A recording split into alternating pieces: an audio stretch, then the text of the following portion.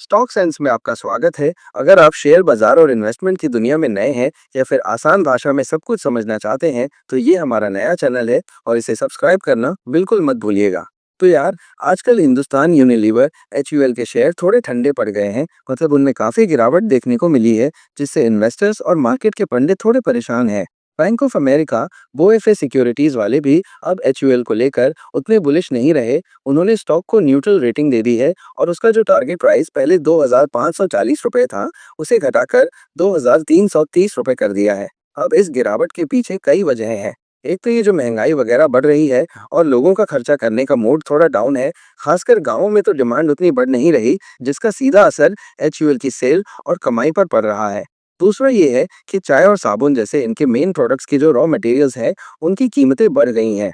जैसे palm fatty acid distillate पीएफएडी की कीमत 30% से ज्यादा बढ़ गई और चाय भी लगभग 25% महंगी हो गई। अब इतनी लागत बढ़ने के बाद भी एचयूएल कंपटीशन के चलते अपने प्रोडक्ट्स के दाम ज्यादा बढ़ा नहीं पा रहा, जिससे उनके प्रॉफिट पर दबाव बना हुआ है। सिर्फ यही नहीं, इनके कुछ और सेक्टर्स जैसे न्यूट्रिशन और मास स्किन केयर में भी थोड़ी दिक्कतें चल रही हैं, जो कंपनी के ओवरऑल परफॉर्मेंस को इफेक्ट कर रही हैं।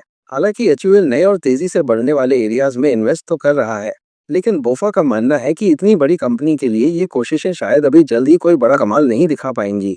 अगर कंपनी के फाइनेंस की बात करें, तो बोफा ने एचयूएल का जो टारगेट प्राइस कम किया है, वो लगभग 9% की गिरावट दिखाता है। उन्होंने अगले साल FY25 की चौथी तिमाही की कमाई का अनुमान भी 2% घटा दिया है और उसके अगले सालों FY26-27 के लिए तो 5% तक की कमी कर दी है। ये सब अभी जो इकोनॉमी में और महंगाई में दिक्कतें चल रही हैं, उनको देखते हुए किया गया है। मजे की बात यह है कि अभी कंपनी का जो वैल्यूएशन है, वो उसके पिछले 5 साल के एवरेज से भी 15% कम है, जो दिखाता है कि कंज्यूमर गुड सेक्टर में अभी थोड़ा प्रेशर है। अब बात आती है कि मार्केट का क्या मूड है और इन्वेस्टर्स क्या सोचें। जो लोग लंबे टाइम के लिए इन्वेस्ट करते हैं, उनके लिए शायद ये गिरावट एक मौका हो सकती है, क्योंकि एचयूएल के ब्रांड्स तो काफी मजबूत हैं और मार्केट में उनकी अच्छी पकड़ है। लेकिन हाँ, इन्वेस्ट करने से पहले कंपनी की अभी की हालत और आगे क्या चांस है, ये अच्छे से देख लेना जरूरी है।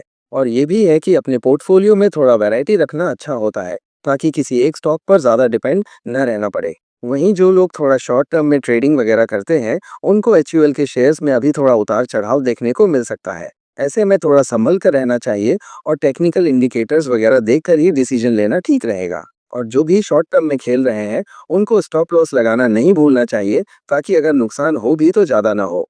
तो कुल मिलाकर बात यह है कि एचयूएल के शेयर्स में जो अभी गिरावट आई है, उसके पीछे इकोनॉमी से जुड़ी और कंपनी के अंदर की कुछ प्रॉब्लम्स हैं। बढ़ती लागत, गांवों में डिमांड कम होना और कुछ सेक्टर्स में कंपटीशन बढ़ना, ये सब मिलकर कंपनी के परफॉर्मेंस पर असर डाल रहे हैं। अब इन्वेस्टर्स को अपनी प्लानिंग, रिस्क लेने की कैपेसिटी और मार्केट के हालात को ध्यान में रखकर ही कोई फैसला लेना चाहिए। अभी के माहौल में थोड़ा देखकर और समझकर चलना ही सही है। एक बार फिर याद दिला दूं, स्टॉक सेंस को सब्सक्राइब जरूर करें। धन्यवाद।